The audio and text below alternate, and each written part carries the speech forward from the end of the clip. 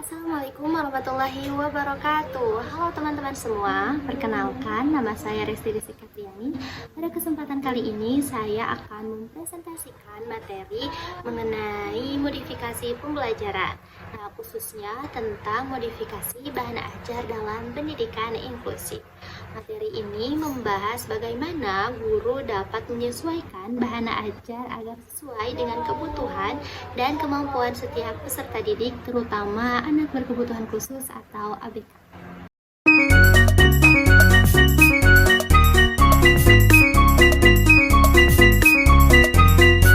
Pada pertemuan ini terdapat 3 tujuan utama yang ingin dicapai.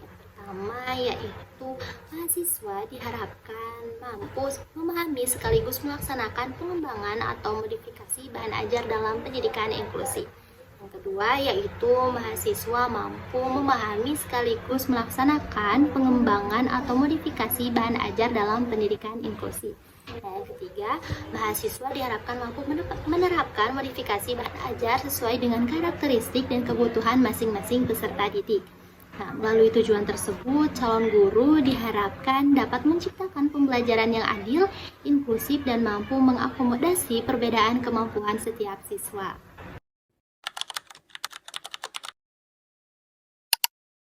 Modifikasi bahan ajar merupakan proses penyesuaian materi pembelajaran agar sesuai dengan kemampuan individu peserta didik. Dalam pendidikan inklusif, setiap siswa memiliki karakteristik, kemampuan, dan kebutuhan belajar yang berbeda. Nah, oleh karena itu, guru tidak dapat menggunakan satu jenis bahan ajar saja yang sama tanpa adanya penyesuaian. Nah, pendekatan yang digunakan dalam pendekatan ini adalah pendekatan individual, yaitu pembelajaran disesuaikan dengan kemampuan masing-masing peserta didik, sehingga setiap anak memiliki kesempatan yang sama untuk mencapai tujuan pembelajaran.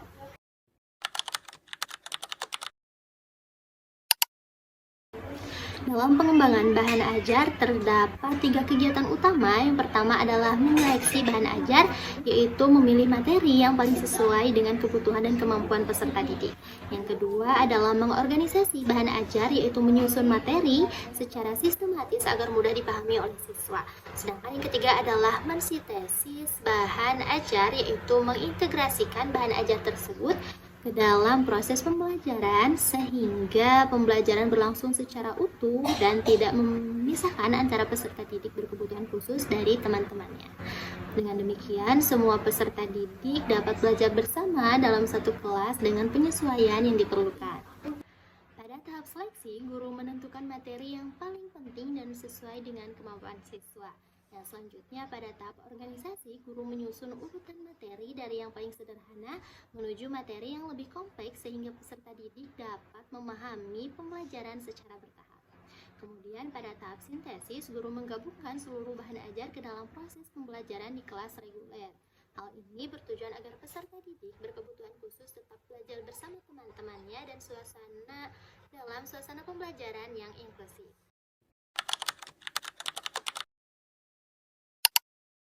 Lalu bagaimana cara melaksanakan modifikasi bahan ajar tersebut?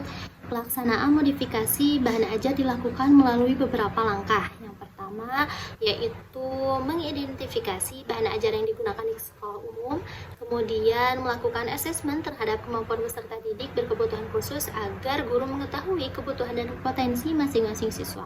Nah, langkah ketiga adalah memodifikasi bahan ajar yang sesuai dengan karakteristik peserta didik tersebut.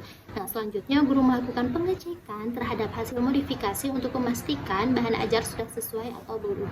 Terakhir, guru menentukan sumber belajar yang dapat mendukung proses pembelajaran sehingga tujuan pembelajaran dapat tercapai secara optimal.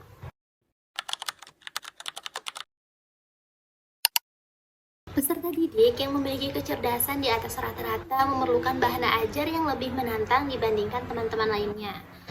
Nah, modifikasi yang dapat dilakukan yaitu melalui program pengayaan, pendalaman materi, dan penambahan materi.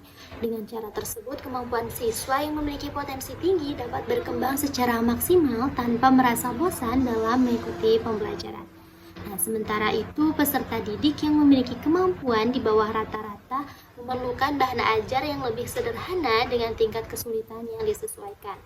Selain itu, bagi peserta didik yang memiliki hambatan fisik seperti tunanetra maupun tunagrahita, guru perlu menyesuaikan menyesuaikan cara penyampaian materi tersebut. Nah, misalnya menggunakan huruf braille, media audio, gambar konkret, alat peraga, atau media pembelajaran yang mudah dipahami sesuai kebutuhan masing-masing peserta didik. Nah, dengan demikian peserta didik tetap dapat mengikuti pembelajaran secara optimal. Nah, kemudian bagaimana dengan cara kita untuk memodifikasi pembelajaran mengenai peserta didik yang memiliki bakat khusus atau peserta didik yang berbakat.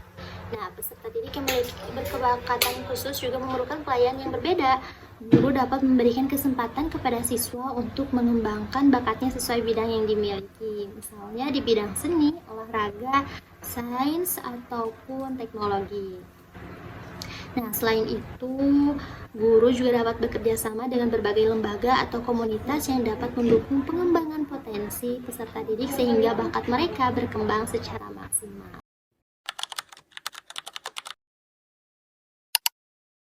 Sebagai penutup, dapat disimpulkan bahwa modifikasi bahan ajar merupakan bagian penting dalam pendidikan inklusif. Melalui modifikasi yang tepat, guru dapat memenuhi kebutuhan belajar setiap peserta didik sesuai dengan kemampuan, karakteristik, dan potensinya. Dengan demikian, proses pembelajaran menjadi lebih efektif, adil, dan memberikan kesempatan yang sama bagi seluruh peserta didik untuk berkembang. Demikian presentasi yang dapat saya sampaikan. Terima kasih atas perhatian teman-teman semua. Wassalamualaikum warahmatullahi wabarakatuh.